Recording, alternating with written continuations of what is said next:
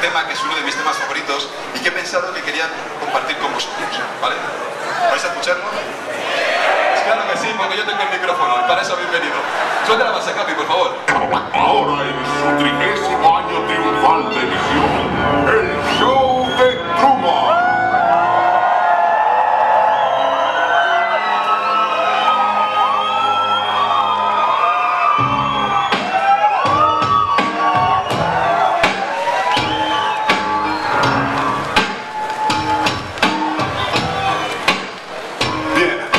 A veces me siento en el show de Truman y veo un foco donde debería estar la luna.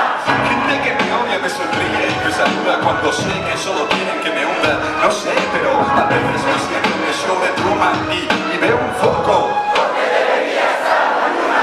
Gente que me odia me sonríe y me saluda cuando sé que solo quieren que me hunda.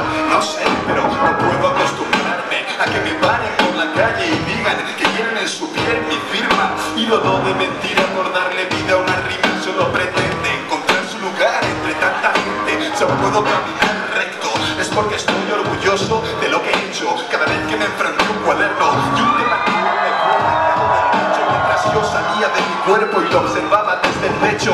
Que no me digan que no existe el alma, porque eso es lo que me dejo en cada palabra. Los años me hicieron ateo, pero sé que conmigo aún creo en